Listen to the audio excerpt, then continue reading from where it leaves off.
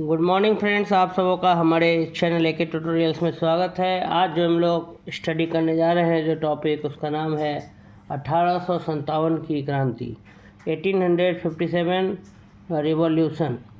1857 की क्रांति के बारे में आज हम लोग जो है स्टडी करने जा रहे हैं। आइए स्टडी करते हैं। दिसंबर 1856 में सरकार ने पुराने लोहे वाली बंदूक ब्राउन बेस के स्थान पर नवीन एनफील्ड राइफल के प्रयोग का निर्णय लिया। कह रहा है कि दिसंबर 1856 ईस्वी में गवर्नमेंट ने, सरकार ने पुराने लोहे वाली बंदूक, जिसका नाम था ब्राउन बेस, ठीक है, उसके जगह पर अब न्यू इनफील्ड राइफल का प्रयोग का क्या किया, निर्णय लिया। बोला कि अब से जो है हम लोग सेना में ब्राउन बेस के स्थान पर न्यू इनफील्ड राइफल का क्या करेंगे, प्रयोग करेंगे। ऐसा निर्णय लिया सरकार ने। कब ऐसा निर्णय लिया? तो दिसंबर 1856 में। इसका प्रशिक्षण दमदम, अम्बाला और सियालकोट में दिया जाना था। और उस बंदूक को कैसे चलाना है, न्यू इनफील्ड राइफल, उसका ट्रेनिंग जो है वो दमदम, अम्बाला और सियालकोट में दिया जाना था। इस नई राइफल में कारतूस के ऊपरी भाग को मुंह से काटना पड़ता था। ये जो नया राइफल था, न्यू इनफील्ड राइफल, इसमें कारतूस का जो ऊपरी भाग है उसको मुंह से काटना पड़ता था। जनवरी 1857 में बंगाल सेना में यह अफवाह फैल गई कि चर्बी वाले कारतूसों में गाय और सूअर की चर्बी। कह रहा है कि ये जो नया राइफल था, न्यू इनफील्ड राइफल, उसमें कारतूस का जो ऊपरी भाग है उसको मुंह से काटना पड़ता था। तो जनवरी 1857 में बंगाल सेना में यह अफवाह फैल गई कि चर्बी वाले कारतूसों में ये गाय और सूअर की चर्बी। सैनिक अधिकारियों ने इस अफवाह की जांच किए बिना तुरंत इसका खंडन कर दिया, किंतु सैनिकों को विश्वास हो गया कि चर्बी वाले कारतूसों का प्रयोग उनके धर्म को भ्रष्ट करने का एक निश्चित क्या है, कोशिश है, प्रयत्न। यह अफवाह में उन्होंने कोई जांच वाच नहीं किया, तुरंत इसको मान लिया, इस बात को कि जो है चर्बी वाले कारतूस जो लाया गया है वो उनके धर्म को नष्ट करने के लिए लाया गया है। यही भारत के प्रथम स्वतंत्रता संग्राम 1857 के विद्रोह का तात्कालिक कारण बना। तुरंत, टेम्पररी रीजन, उसी समय का, उसी क्षण का कारण यही बना। ये इनफील्ड राइफल का जो कारतूस था उसको मुंह से छीलना पड़ता था, और उसमें जो चर्बी, जो फैट जो इस्तेमाल किया गया था वो गाय और सूअर का था। तो ऐसा लोगों में अफवाह था कि अगर हिंदू होगा तो वो गाय का मांस उसके अंदर चला जाएगा, और मुस्लिम होगा तो मुंह से छिलेगा तो सूअर, जो कि उन लोगों में भी हराम है। तो यही अफवाह जो है ये फैल गया कि चर्बी वाले कारतूसों में गाय और सूअर की चर्बी है। सैनिक अधिकारियों ने इस अफवाह की जांच किए बिना तुरंत इसका खंडन कर दिया, किंतु सैनिकों को विश्वास हो गया कि चर्बी वाले कारतूसों का प्रयोग उनके धर्म को भ्रष्ट करने का एक निश्चित क्या है, कोशिश है। यही भारत के पहले स्वतंत्रता संग्राम 1857 के विद्रोह का तात्कालिक कारण हुआ। Freedom struggle, first freedom struggle 1857, ठीक है। 29 मार्च 1857 को बैरकपुर में सैनिकों ने चर्बी वाले कारतूसों का प्रयोग करने से इनकार कर दिया, मना कर दिया, और एक सैनिक मंगल पांडे ने अपने एजुडेंट पर हमला कर उसकी हत्या कर दी। कह रहा है कि बैरकपुर में सैनिकों ने चर्बी वाले कारतूसों का प्रयोग बैरकपुर में 29 मार्च 1857, ठीक है। बैरकपुर में सैनिकों ने चर्बी वाले कारतूसों का प्रयोग करने से क्या कर दिया, इनकार कर दिया, मना कर दिया। और एक सैनिक उसमें से मंगल पांडे, उन्होंने अपने एजुडेंट पर हमला कर उसकी हत्या कर दी। अंग्रेज़ों द्वारा 34वें NI रेजिमेंट भंग कर दी गई और अपराधियों को दंड दिया गया। अंग्रेज द्वारा जो था 34वीं NI रेजिमेंट वो तो भंग कर दी गई और अपराधियों को क्या दिया गया, दंड दिया गया। अंग्रेज की नज़र में इन लोगों को अपराधी माना गया जो सैनिक विरोध किए। तो 1857 की क्रांति ये प्रथम स्वतंत्रता संग्राम माना जाता है, first freedom struggle.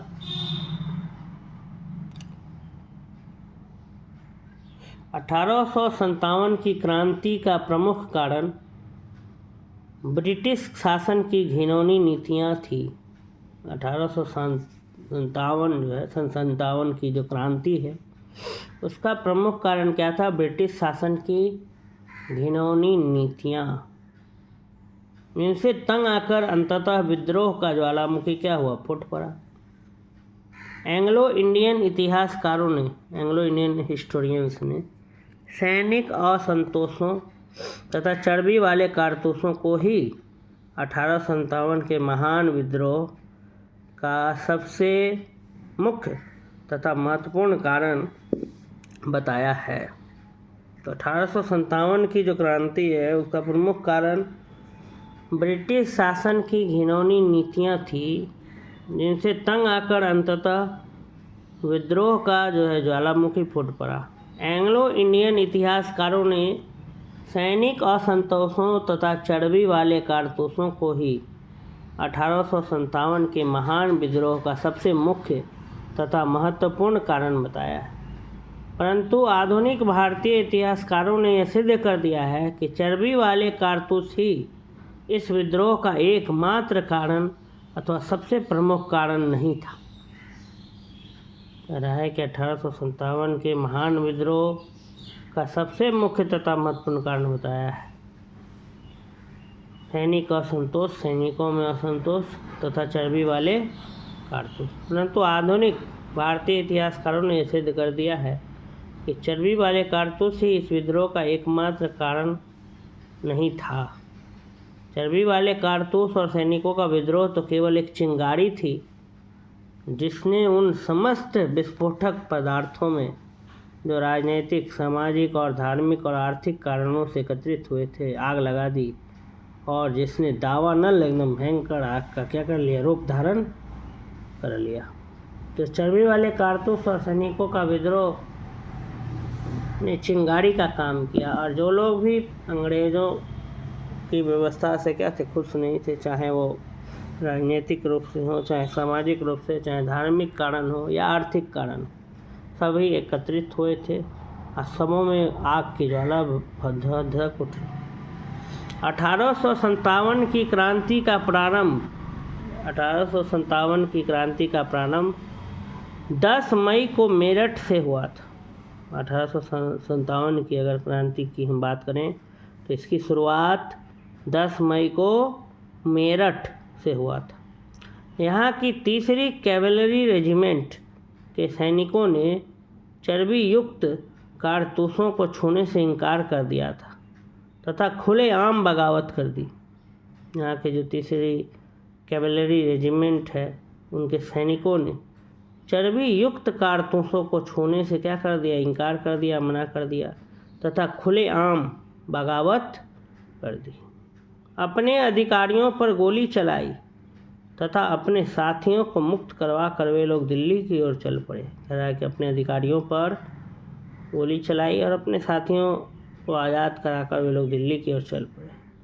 General Hewitt के पास 2200 यूरोपीय सैनिक थे, परंतु उसने इस तूफान को रोकने का कोई प्रयास नहीं किया। जनरल हैविट के पास 2200 यूरोपीय सैनिक थे, लेकिन उसने इस तूफान को रोकने का कोई कोशिश नहीं किया। विद्रोहियों ने 12 मई 1857 को दिल्ली पर अधिकार कर लिया। विद्रोहियों ने 12 मई 1857 को दिल्ली पर क्या कर लिया, अधिकार कर लिया। इस प्रकार सैनिकों का दिल्ली के लाल किले पर पहुंचना पहली घटना थी। 1857 के जो स्वाधीनता संग्राम का प्रतीक कमल और रोटी था।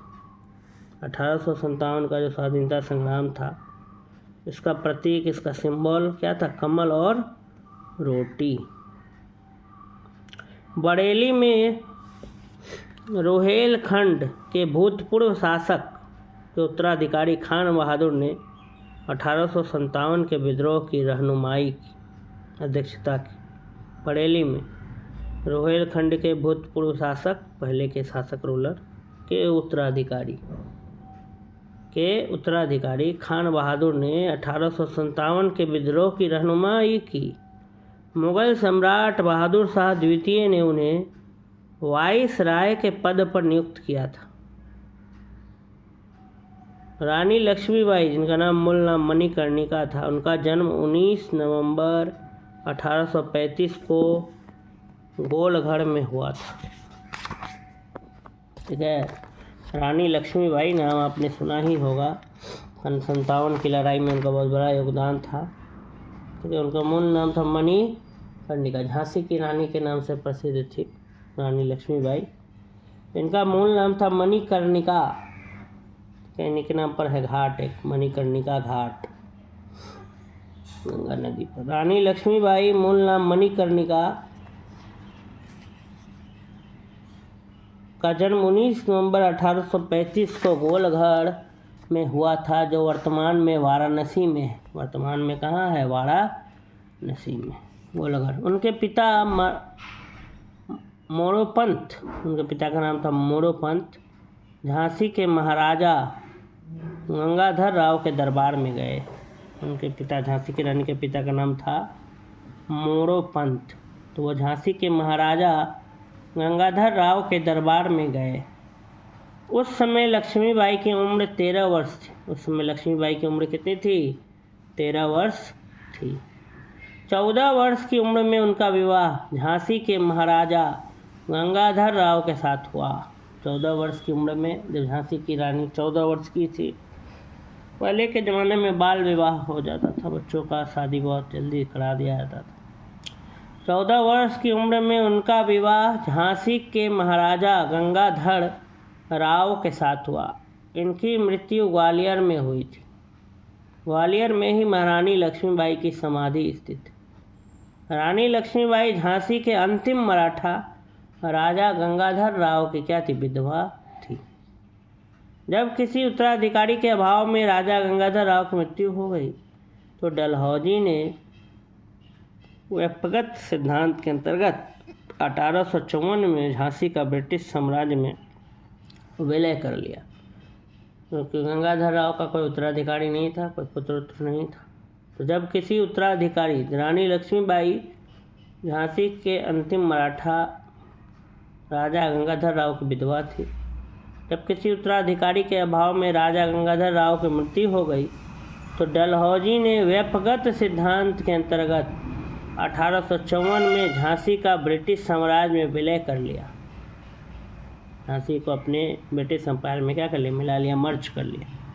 झांसी में जून 1857 में रानी लक्ष्मीबाई के नेतृत्व में विद्रोह का श्री गणेश हुआ। झांसी में ही 1857 में जून में एकदम ये जो विद्रोह था, ये जो रिवॉल्ट था, तो रानी लक्ष्मीबाई के नेतृत्व में क्या हुआ, विद्रोह का श्री गणेश हुआ।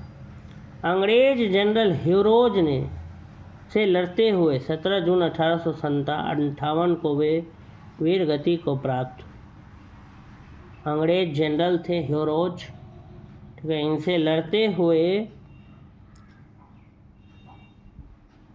17 जून 1858 को वे क्या हो गई, वीर गति को प्राप्त हुई। रानी की मृत्यु पर ह्यूरोज ने कहा था, भारतीय विद्रोहियों में यहाँ सोई हुई औरत अकेली मर्द। रानी की मृत्यु पर ह्यूरोज ने कहा था कि भारतीय विद्रोहियों में यहाँ सोई हुई औरत क्या है, अकेली मर्द है। जब मर गई थी तो ह्यूरोज, जनरल ह्यूरोज ने ये बात कही थी। ये कथन पूछा भी था एक बार बीपीएससी के कोई एग्ज़ाम में, TRE-1 में शायद पूछा था।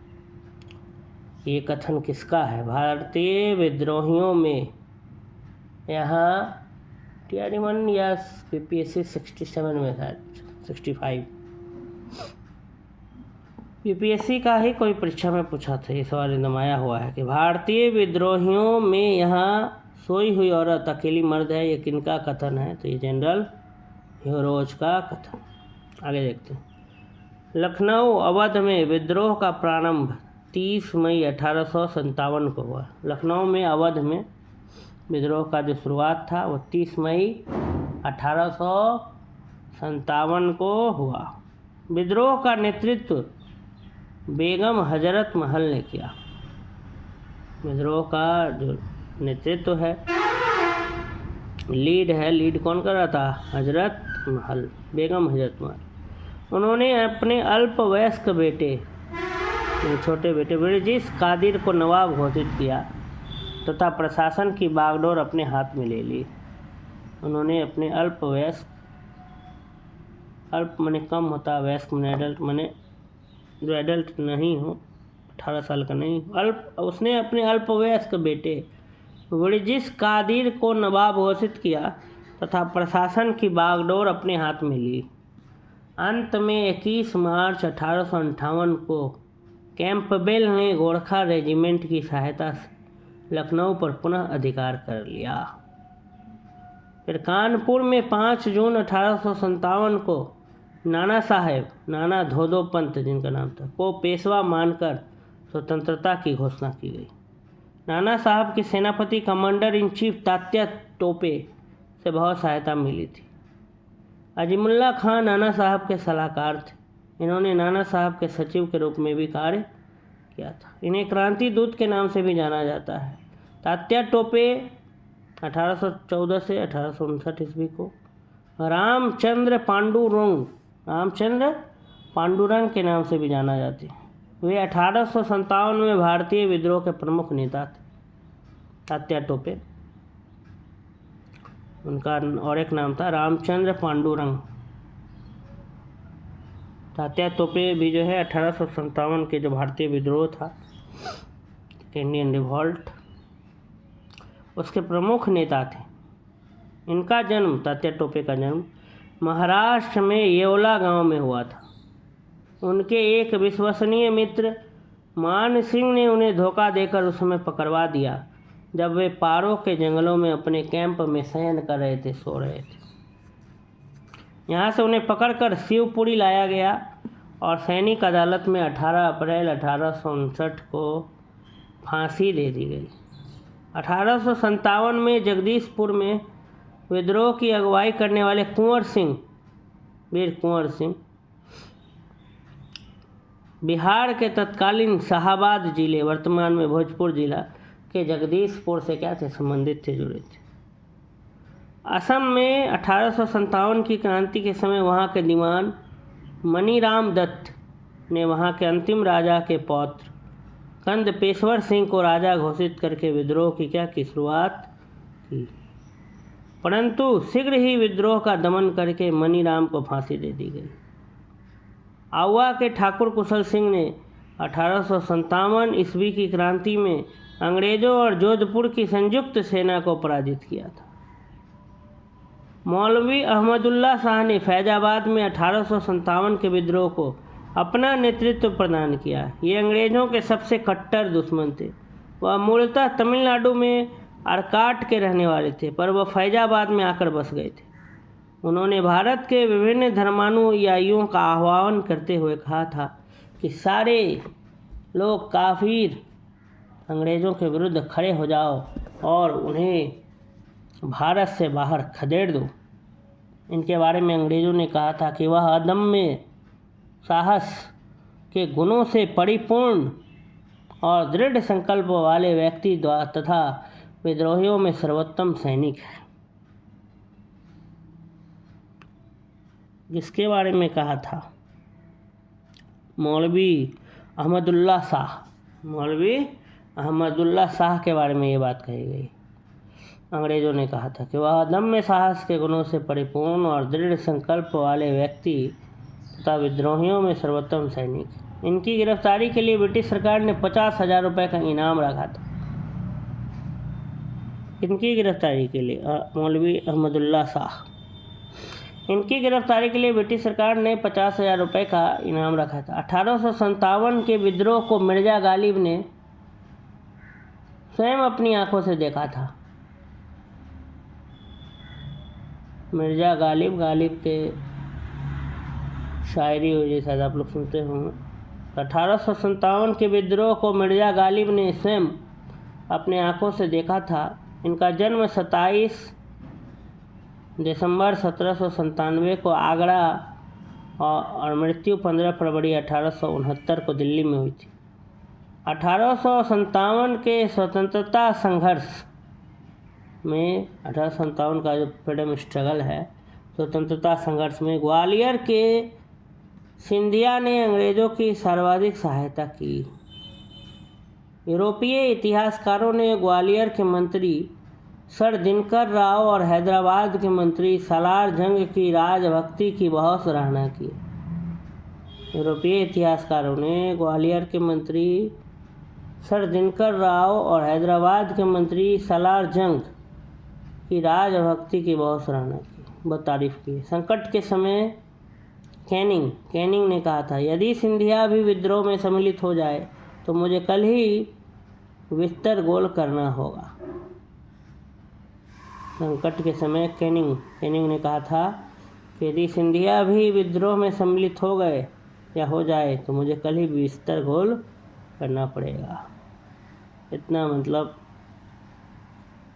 भयंकर काफ़ी ताकत था उनके बारे में। ग्वालियर के सिंधिया। 1857 का विद्रोह बहुत बड़े क्षेत्र में फैला हुआ था और इसे जनता का व्यापक समर्थन प्राप्त था। 1857 को प्रथम स्वतंत्रता संग्राम कहा जाता है, पहले आज़ादी की लड़ाई।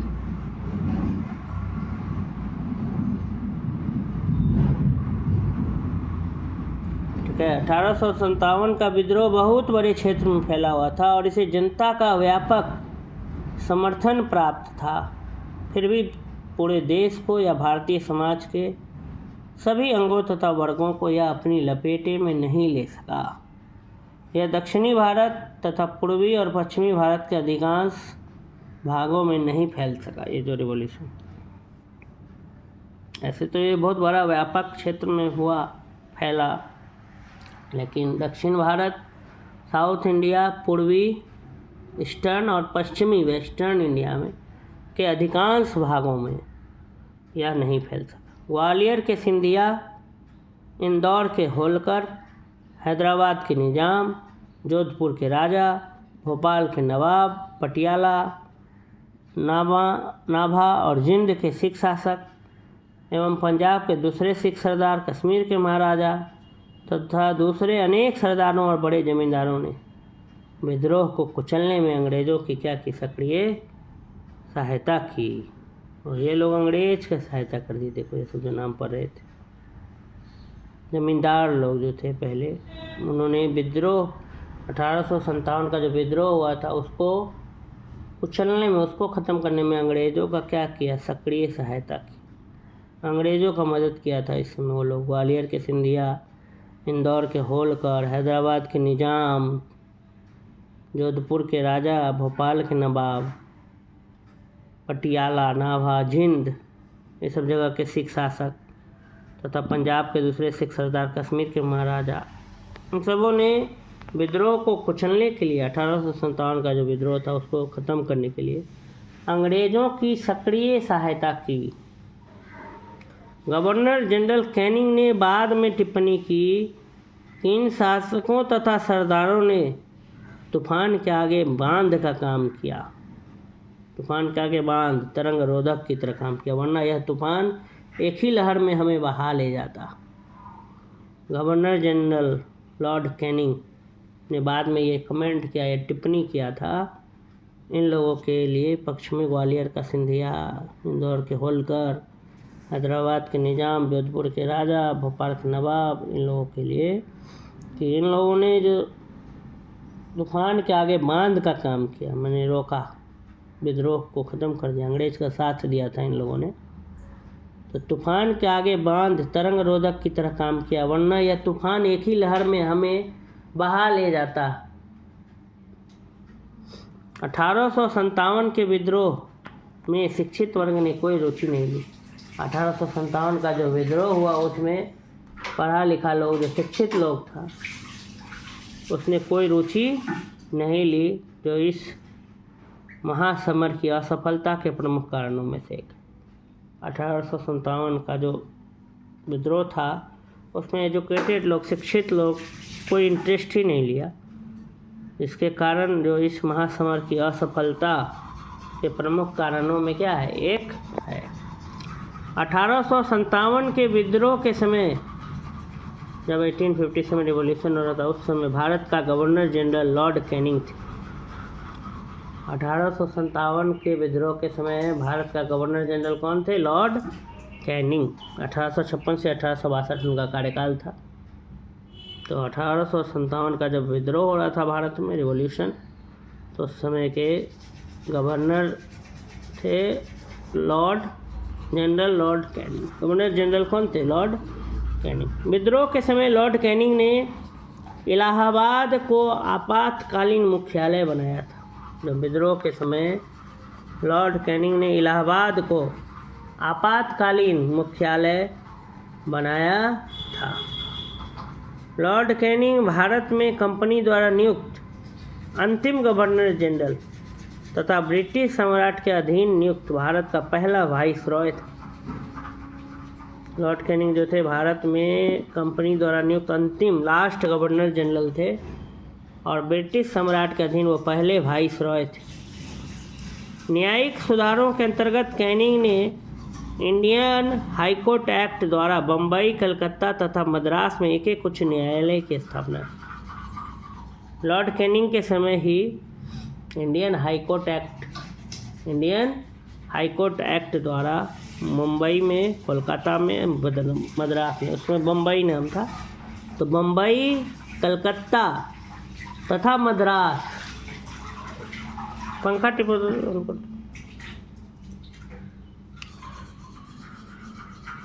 लॉर्ड कैनिंग भारत में जो है कंपनी द्वारा नियुक्त अंतिम गवर्नर जनरल थे तथा ब्रिटिश सम्राट के अधीन नियुक्त भारत के क्या थे? पहले वाइसरॉय थे।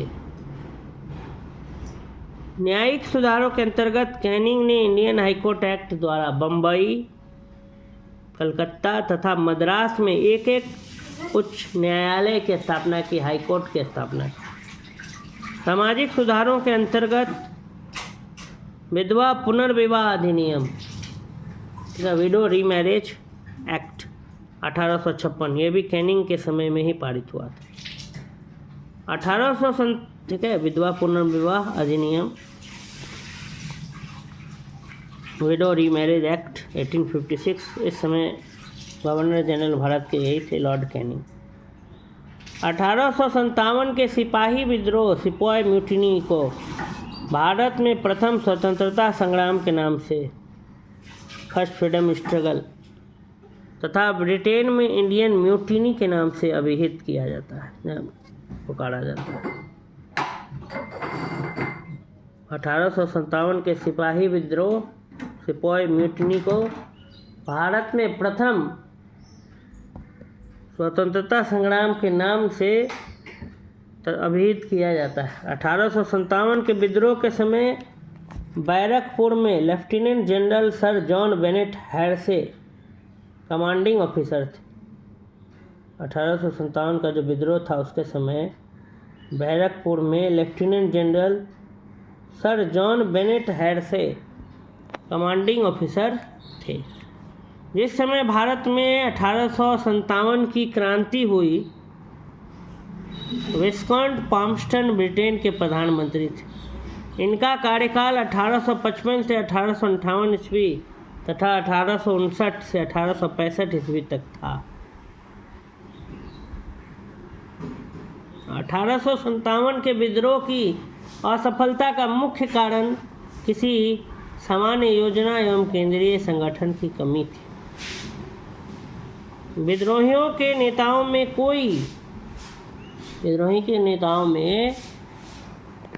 कोई संगठन की भावना देखने में नहीं आई, कोई ऑर्गेनाइजेशन नहीं था। उनके पास किसी सुनियोजित कार्यक्रम का पूर्ण अभाव था। उनमें अनुशासन की कमी भी थी। कभी कभी तो वे अनुशासित सेना के बजाय दंगाई भीड़ की तरह व्यवहार करते थे। उनके पास एक भविष्योन्मुख कार्यक्रम, सुसंगत विचारधारा, राजनीतिक परिप्रेक्ष्य या भावी समाज और अर्थव्यवस्था के प्रति एक स्पष्ट दृष्टिकोण का क्या था? अभाव था। उनके पास किसी सुनियोजित कार्यक्रम का पूर्ण अभाव था। उनमें अनुशासन की कमी भी थी। कभी कभी तो वे अनुशासित सेना के बजाय दंगाई भीड़ की तरह व्यवहार करते थे। उनके पास एक भविष्योन्मुख कार्यक्रम, सुसंगत विचारधारा, राजनीतिक परिप्रेक्ष्य या भावी समाज और अर्थव्यवस्था के प्रति एक स्पष्ट दृष्टिकोण का अभाव था। तो कह रहा है कि 1800 उनमें जो है संगठन की भावना देखने में नहीं आई। उनके पास किसी सुनियोजित कार्यक्रम का पूर्ण अभाव था। उनमें अनुशासन की कमी भी थी। कभी कभी तो वे अनुशासित सेना के बजाय दंगाई भीड़ की तरह व्यवहार करते थे। उनके पास एक भविष्योन्मुख कार्यक्रम, सुसंगत विचारधारा, राजनीतिक परिप्रेक्ष्य या भावी समाज और अर्थव्यवस्था के प्रति एक स्पष्ट दृष्टिकोण का क्या था? अभाव था, जिसके कारण बहुत ज़्यादा सफल नहीं हो पाया 1857। फिर भी प्रथम स्वतंत्रता संग्राम इसी ने जो है आगे का मार्ग जो है प्रशस्त किया था। भारतीय स्वतंत्रता संग्राम जो है फिर आज़ादी दिलाने में बहुत योगदान रहा इस रिवॉल्ट का। 14 सितंबर 1857 को अंग्रेज़ों द्वारा दिल्ली पर अधिकार करने के क्रम में जनरल जॉन निकलसन घायल हुआ। 14 सितंबर 1857 की बात है। अंग्रेज़ों द्वारा दिल्ली पर अधिकार करने के क्रम में जनरल जॉन निकलसन घायल हुआ और 23 सितंबर 1857 की उसकी मृत्यु हुई थी। लखनऊ में 1857 के विद्रोह के दौरान अंग्रेज रेजिडेंसी की रक्षा करते हुए sir Henry Lawrence, major general Havelock तथा जनरल नील की मृत्यु हुई। सर जेम्स आउट्रम एवं डब्ल्यू टेलर ने 1857 के विद्रोह को हिंदू मुस्लिम षड्यंत्र का परिणाम बताया। सर जेम्स आउट्रम, इन्होंने 1857 के विद्रोह को हिंदू मुस्लिम षड्यंत्र का परिणाम बताया। आउट्रम का विचार था कि यह मुस्लिम षड्यंत्र था जिसमें हिंदू शिकायतों का लाभ उठाया गया। जॉन लॉरेंस और सीले के अनुसार यह केवल सैनिक विद्रोह था। जॉन लॉरेंस और सीले। टी.आर. होम्स के अनुसार यह बर्बरता और सभ्यता के बीच युद्ध था। वी.डी. सावरकर ने अपनी पुस्तक the Indian war of independence 1857 में इस विद्रोह को सुनियोजित स्वतंत्रता संग्राम की संज्ञा दी। उन्होंने इसे स्वतंत्रता की पहली लड़ाई कहा था। वी.डी. सावरकर ने ही कहा था। 1857 के भारतीय स्वाधीनता आंदोलन के सरकारी इतिहासकार सुरेंद्र नाथ सेन थे, जिनकी पुस्तक 1957 में प्रकाशित हुई थी। सुरेंद्र नाथ सेन ने किताब लिखा था 1857। ये सरकारी इतिहासकार थे उस काल के। सर सैयद अहमद खां द्वारा लिखित पुस्तक असबाबे बगावते हिंद 1859 में प्रकाशित हुई थी, जिसमें 1857 के विद्रोह के कारणों की चर्चा की गई थी।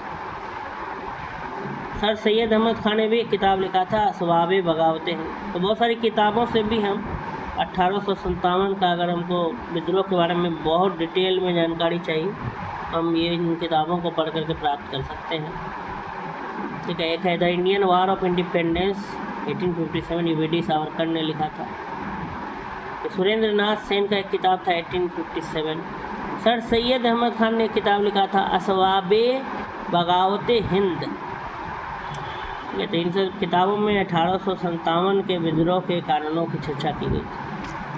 भारत सरकार द्वारा आरसी मजूमदार को 1857 के विद्रोह का इतिहास लिखने के लिए नियुक्त किया गया था, परंतु सरकारी समिति से अनबन होने के कारण उन्होंने यह कार्य करने से इनकार कर दिया और अपनी अलग पुस्तक लिखी द सिपाही mutiny and the revolt of 1857 को स्वतंत्र रूप से अलग रूप से 1957 में प्रकाशित किया। ये भी एक किताब है, द सिपाही mutiny and the revolt of 1857। ये लिखा किसने? आरसी मजूमदार। इनको चुना गया था। आरसी मजूमदार को 1857 के विद्रोह का इतिहास लिखने के लिए नियुक्त किया गया था, परंतु सरकारी समिति से अनबन होने के कारण उन्होंने यह कार्य करने से इनकार कर दिया तथा अपनी पुस्तक द सिपाही mutiny and the revolt of 1857 को स्वतंत्र रूप से वर्ष 1957 में प्रकाशित किया। मजूमदार ने ही 1857 के विद्रोह को तथा कथित प्रथम राष्ट्रीय स्वतंत्रता संग्राम, न प्रथम न राष्ट्रीय और न स्वतंत्रता संग्राम कहा था। मजूमदार जो थे आरसी मजूमदार, उन्होंने 1857 का जो विद्रोह था उसको प्रथम स्वतंत्रता संग्राम नहीं माना, ना ही राष्ट्रीय संग्राम माना, ना ही फ्रीडम स्ट्रगल माना। उन्होंने कहा इसमें से कोई नहीं था, मतलब ये अगेंस्ट में था। मजूमदार, आरसी मजूमदार ने 1857 के विद्रोह को तथा कथित, उस समय जो लोग कह रहे थे प्रथम राष्ट्रीय स्वतंत्रता संग्राम, न प्रथम न राष्ट्रीय और न ही स्वतंत्रता संग्राम था, ऐसा कहा। 1857 के विद्रोह का सबसे महत्वपूर्ण परिणाम महारानी विक्टोरिया की उद्घोषणा थी। उनका मानना था यह उद्घोषणा 1 नवंबर 1858 को इलाहाबाद में हुए दरबार में लॉर्ड कैनिंग द्वारा उद्घोषित की गई। इसमें भारत अनाउंस किया गया उद्घोषणा। इसमें भारत में कंपनी के शासन को समाप्त कर भारत का शासन सीधे क्राउन के अधीन कर दिया गया।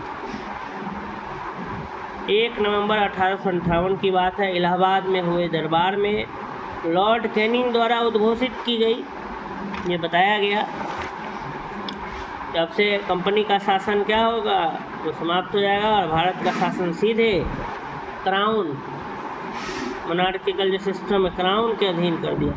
इस उद्घोषणा में भारत में ब्रिटिश साम्राज्य के विस्तार पर रोक, लोगों के धार्मिक मामलों में हस्तक्षेप न करना, एक समान कानूनी सुरक्षा सबको उपलब्ध कराना आदि शामिल थे।